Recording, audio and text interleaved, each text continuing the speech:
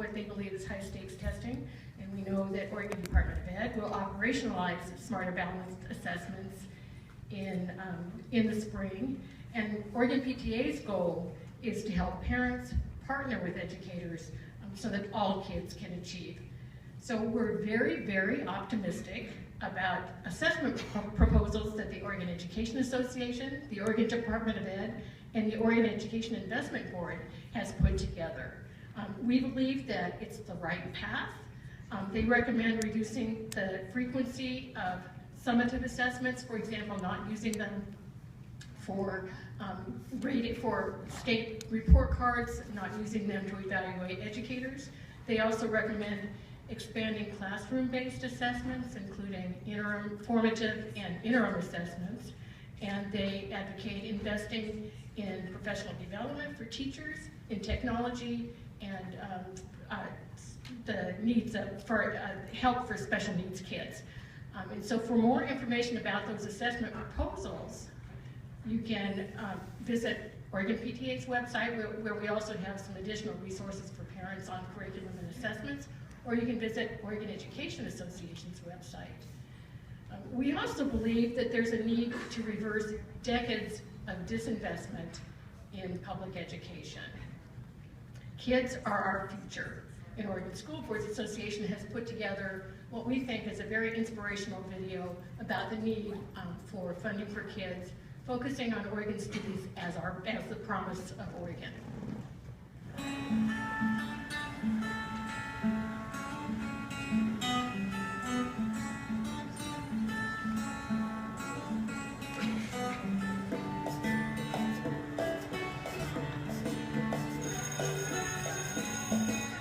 I am the promise of Oregon because I'm gonna do so many things when I grow up. I want to build bridges so cars can go over them and under them. I want to be a gardener and make more air in the world. Yo quiero excavar la tierra por civilizaciones ancianas. I want to be a painter and paint everything and travel the world. I want to find a way to make people not be allergic to peanut butter. I'm the promise of Oregon because I'm going to stop bullying and have everyone be friends. I forgot what I was going to say. I'm the promise of Oregon because when I grow up, I'm going to get a scholarship, go to college, learn about endangered species, and save those endangered species. I would like to take after my dad and be a great electrician. I'm going to swim across an ocean. I'm going to own my own toy truck company. I'm the promise of Oregon because I'm going to make Oregon more green. I either want to be a missionary or a comedian.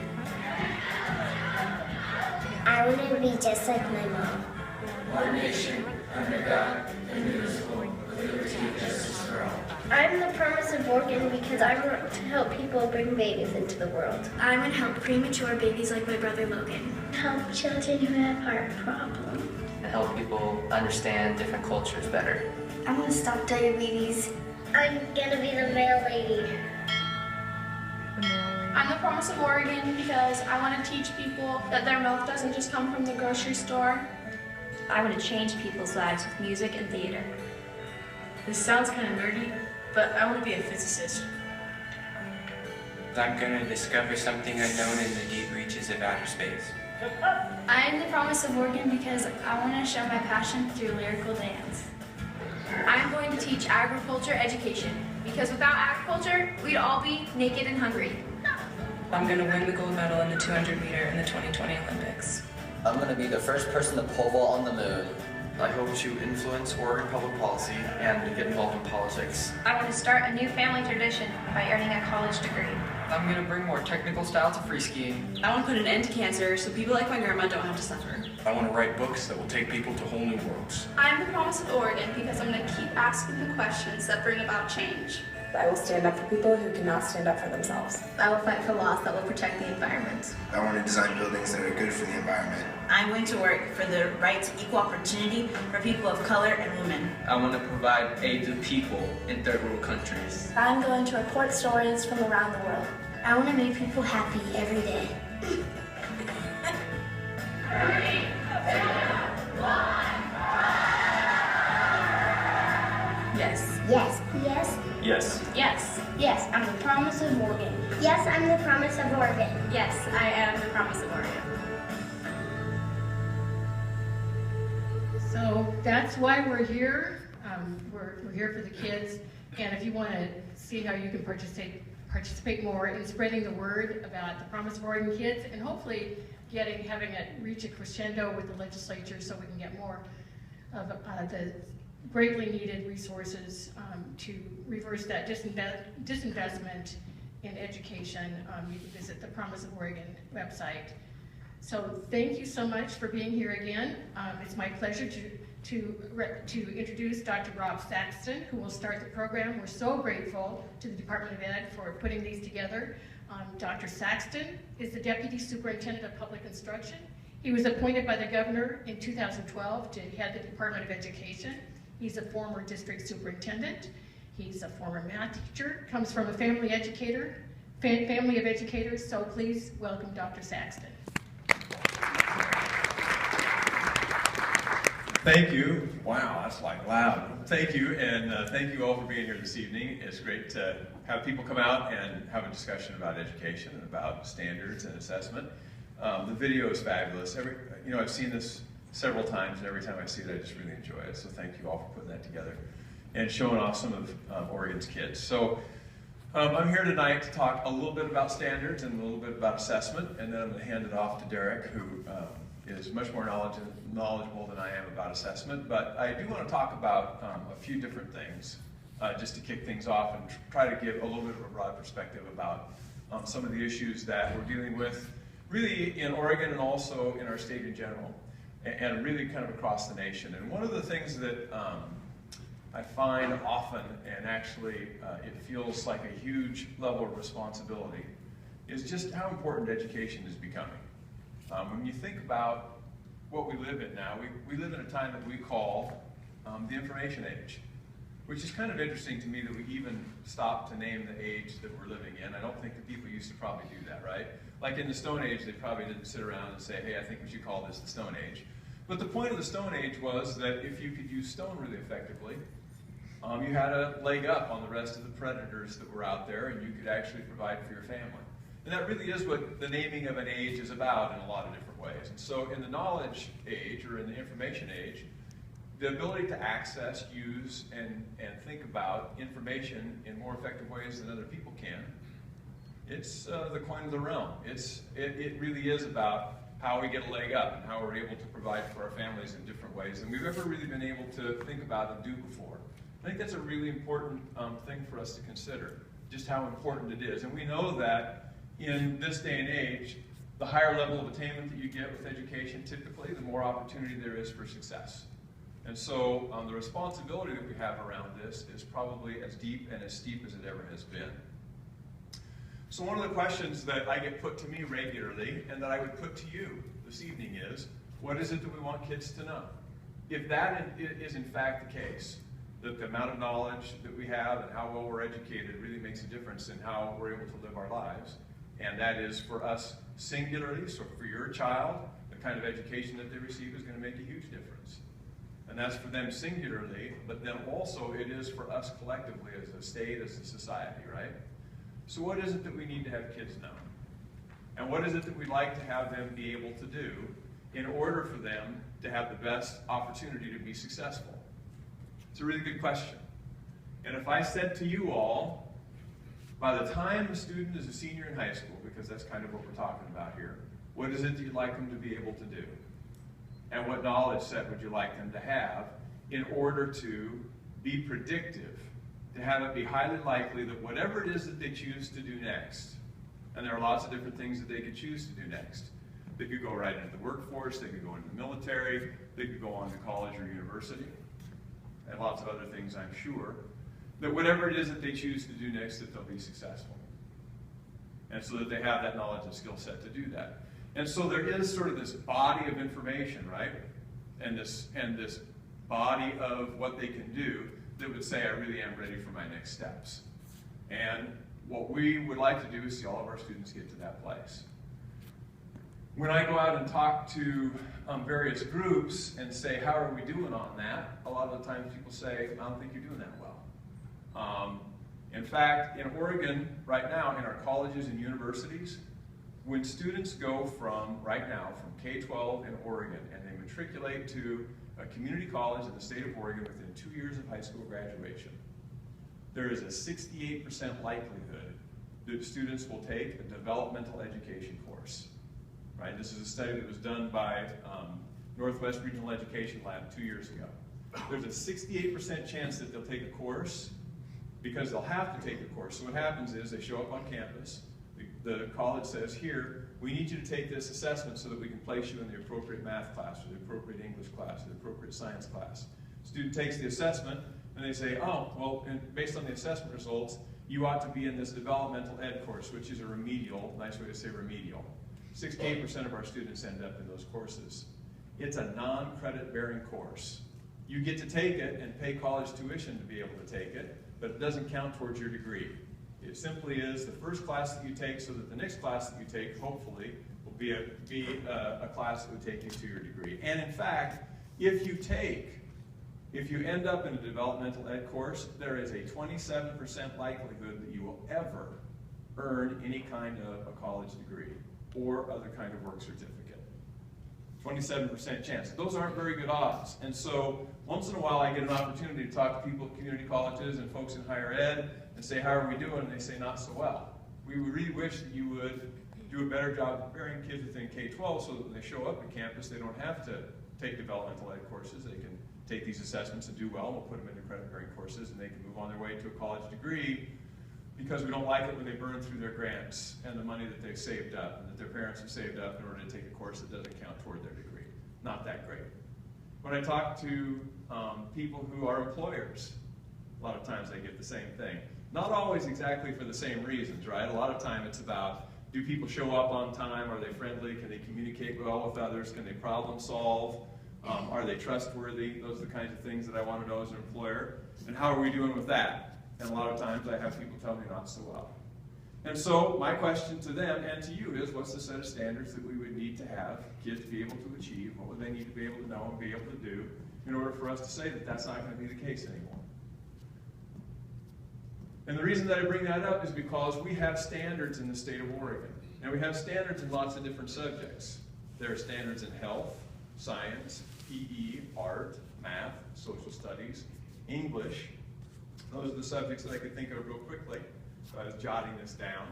And those standards are developed broadly by educators. And then they're recommended to the State Board of Education, and then the State Board adopts those standards. And it is, here's what we want kids to know in health education.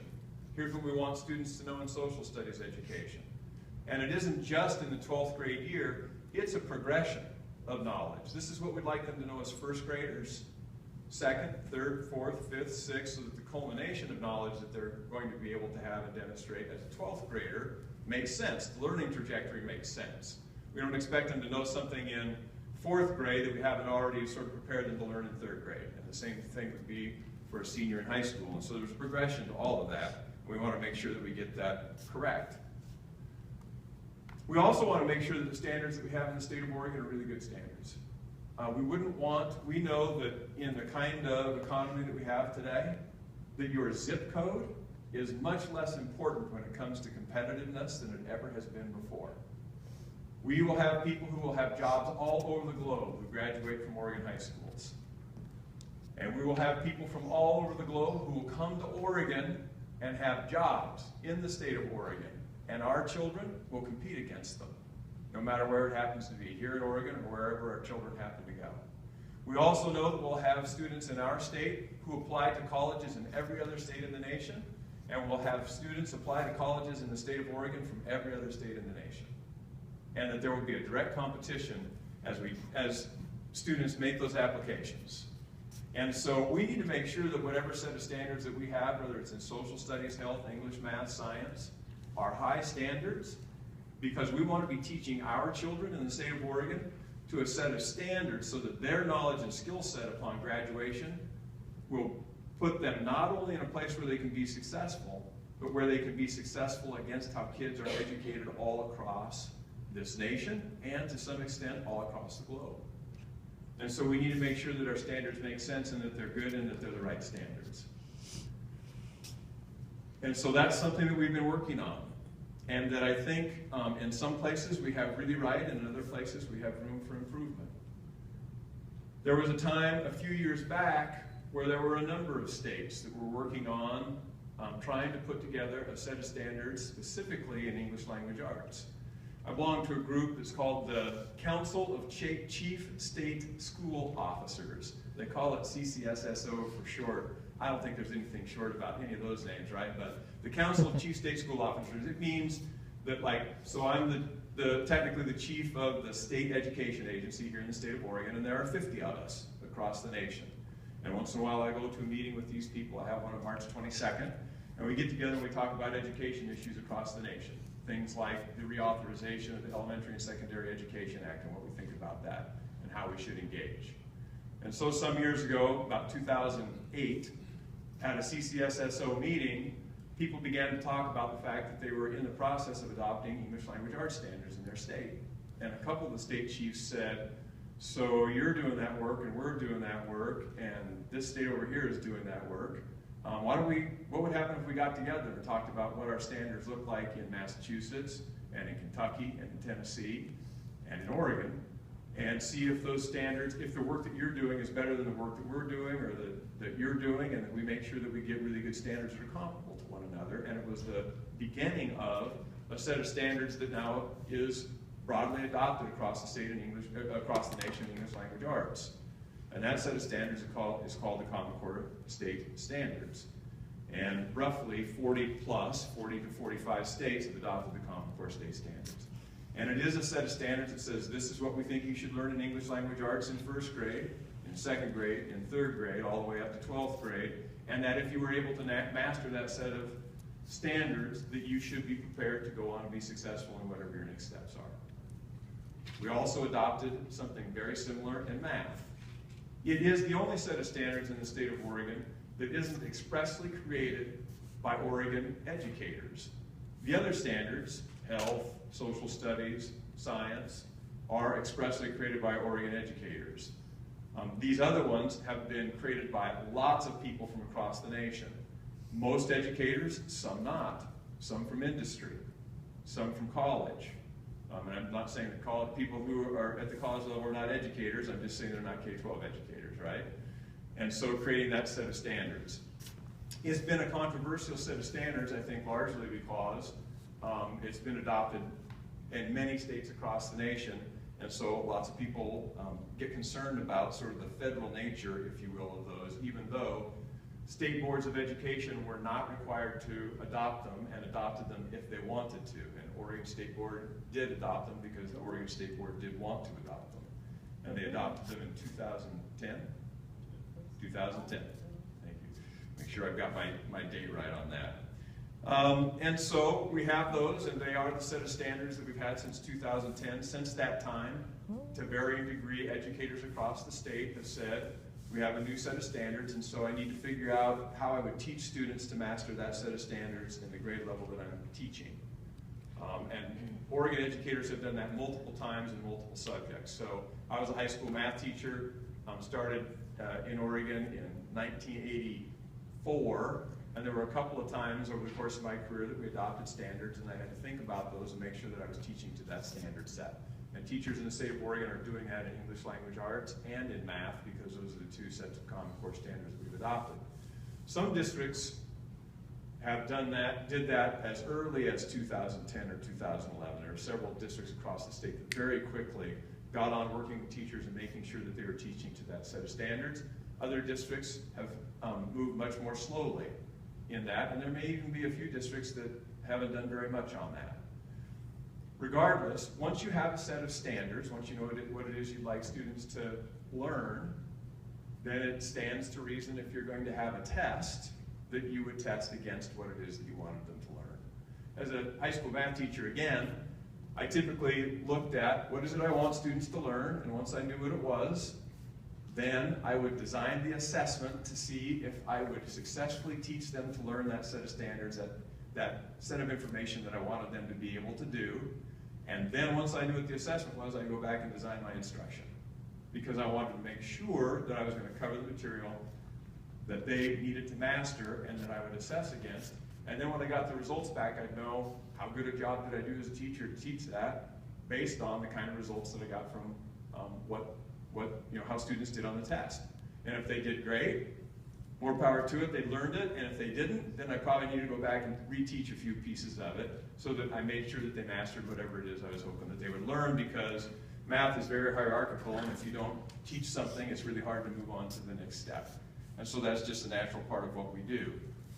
So along with that, now that we have this Common Core set of standards, we also have adopted an assessment that measures against that set of standards, just as I described I would do as a regular classroom teacher. The challenge of all of this is that this set of standards is really high.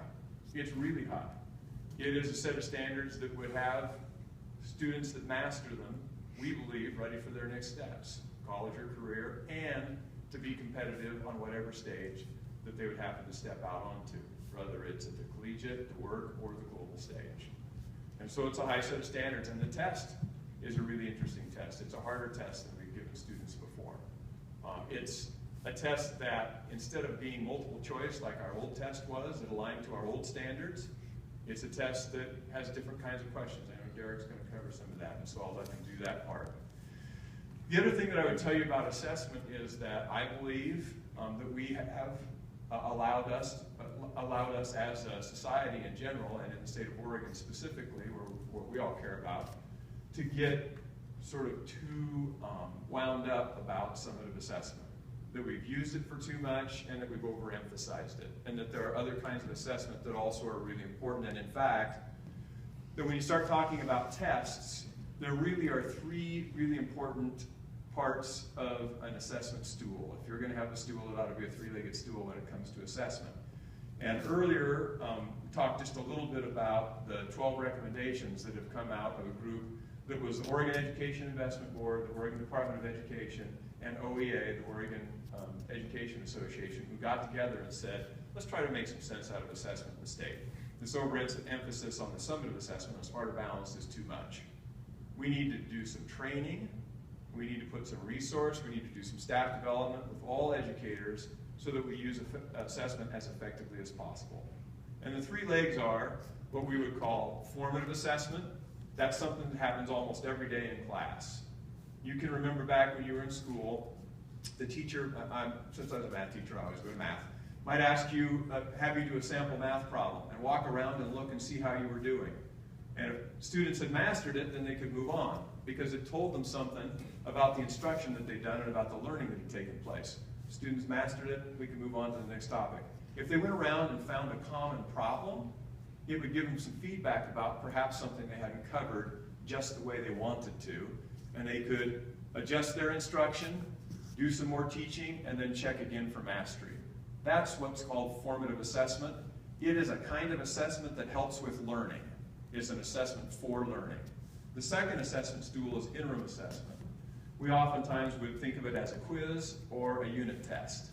And again, it's an assessment for learning. It tells you about what students have learned, it gives you some feedback, and you can adjust your instruction immediately. Those two kinds of assessment are very important, and they immediately impact student learning. Being able to do that well and use it effectively as a teacher helps children who are in your class learn more, and it's really important. A summative assessment, like Smarter Balanced is one that's given at the end of the year. It's a post-mortem, right? It's a final. You give it, you take a look at what students know, they're already out of your class, it's the end of the school year pretty much, and what it really tells you is there anything that I need to do to prepare for next year so that outcomes can be better in the future. It can tell you if it's a broad enough kind of assessment, like it's given across a district or across a state, it also gives you an opportunity to do some comparing of systems. How well did this school do? What did their results look like? And not just raw results, but what kind of growth did students exhibit from one year to the next? How much learning took place over a year? And perhaps look at another school that's similar to that, and what kind of growth did they have? And if it's more or less, what's the difference between the two schools? And is there one of those schools, if I was a superintendent, Is there one of those schools that needs some additional resource? Or perhaps some additional support for teachers to think about the way that they're going about their instruction so that we can change the results and help improve student learning over time. And so each one of those is a really important component of the assessment stool, and we need to have them right, and we need to invest in them in the state of Oregon. We've invested a lot in summative assessment and not very much in formative and interim. We need to do that, and we need to do the staff development pieces with that, but we also need to make sure that the summative assessment is done well and is used appropriately. Were I a parent, there would be a couple things I would want to know. One of them is my student going to get a fair shake at taking the test, and have they been given the information they need in order to be successful, have the learning opportunity to be successful? And how did they do on it? Are they on the trajectory to be college and career ready by the time they're a senior in high school? Because if they're not, and the assessment says that they're not, now's my opportunity to say, we need to do something a little bit different here. There seems to be an indication that my child's not on track to be college and career ready, and that they're missing some information that would be really important for them to learn. And so I'm going to ask the school to help with that. Or I, as a parent, am going to go to work helping with that, because there's an opportunity to do something about this between now and the time that they are ready to graduate from high school, so that they are a person who's going to be on track to be college and career ready.